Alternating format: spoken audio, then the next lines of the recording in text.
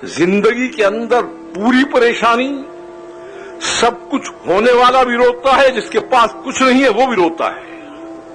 इस वक्त ये मर्ज इतना आम है कि इंसान पूरी दुनिया के रो रहे हैं और ये उम्मत अपनी परेशानी में सबसे ज्यादा रो रही है। ये मुत्तफ़क़ चीज है, इसमें किसी एक शख्स का भी इख्तिलाफ नहीं है कि इंसानियत पर इस वक्त जो मसाइब और आलाम और परेशानियों के पहाड़ टूट रहे हैं वो इतने वाज़े हैं कि हर शख्स आपको रोता हुआ नजर आएगा। जिस पे हाथ रखेंगे वो कहेगा बस मुझ पर जो गुजर रही है मैं ही जानता हूं। और ये चीज आप आम सुन रहे होंगे, पूरे मजमे में सुनता है, पूरी इंसानियत में है कि इस उम्मत पर इस वक्त जो मुसीबत हो रही है हर तरफ से इसको मारा जा रहा है, पीटा जा रहा है, रोती है, पीटती है, उछलती है, शोर मचाती है, जोर दिखाती है, मगर बनता बनाता कुछ नहीं है। इसका कोई एक शख्स भी इनकार नहीं कर सकता सिवाय इसके कि जिसके दिमाग में जिद हो। जिद का तो दुनिया में कोई इलाज नहीं है। अब निजाम में ये बात बताई गई है कि ये मर्ज कब हम मुसल्लत करते हैं, ये वबा कब मुसल्लत होती है, जब इंसान का राब्ता और ताल्लुक मुझसे टूट जाता है, निजाम आफियत टूट जाता है, इत्मीनान और सुकून इंसान का खत्म हो जाता है और यहां तक खत्म होता है कि यहां से रोना शुरू करता है, कब्र में रोता है, हशर में रोएगा। वो बला सिर्फ यहां तक नहीं है। इसलिए क्या फरमाया है कि दुनिया के अंदर जब देखो कि तुम परेशानियों पर मुब्तला हो तो समझ लो कि ये जहन्नुम की जिंदगी का साया बन पड़ रहा है। हज़रत मौलाना सईद खान साहब रहमतुल्लाह अलैह एक बात अजीब फरमाया करते थे, उनकी बात से आपको ज्यादा आसानी समझ में आ जाएगा। वो फरमाया करते थे कि एक है इब्तला और एक है अजाब। इब्तला में इंसान का रुजू अल्लाह पैदा हो जाता है, इनायत पैदा होती है, वो अल्लाह से और करीब होता जाता है।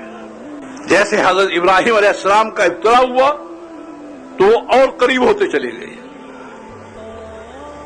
हुजूर सल्लल्लाहु अलैहि वसल्लम के इब्तलात और करीब होते गए। और अजाब में इंसान अल्लाह के करीब नहीं होता बल्कि अपनी तजवीज़ें सोचता है और उसमें और दलदल में फंस के और मुसीबत में गिरफ्तार होता है। तो इस वक्त पूरी इंसानियत वो आफियत इत्मीनान की जिंदगी से महरूम है और इस उम्मत पर जो कुछ गुजर रहा है वो कहते हैं उन पे जो हो रहा है हम पर उससे बहुत ज्यादा हो रहा है। निजाम में क्या बताई गई है, क्या बात बताई गई है कि ये शक्ल जब पैदा हो जाए तो समझ लो कि तुम्हारा ताल्लुक मुझसे खत्म हो चुका है, राब्ता मुझसे खत्म हो चुका है। जब राब्ता खत्म होता है और ताल्लुक खत्म होता है तो उस वक्त ये सारी शक्लें पेश आती हैं। अब उसमें जो मुश्किल बात है, जो समझने की बात है, वो क्या है कि जब इंसान का ताल्लुक टूटता है, इंसान का ताल्लुक अल्लाह से टूटता है तो अल्लाह क्या कहते हैं, फतहना अलैहिम अब्वाब कुल्लि शै। ये मुझे छोड़कर जिनकी चीजों के पीछे दौड़ रहा है, ये कुदरत को छोड़कर वसाइल कुदरत के पीछे दौड़ रहा है और कहता है मसला हल होगा, तो मैं इनसे वसाइल लेता नहीं बल्कि दरवाजे के दरवाजे इन पर खोल देता हूं। और क्या कहता हूं,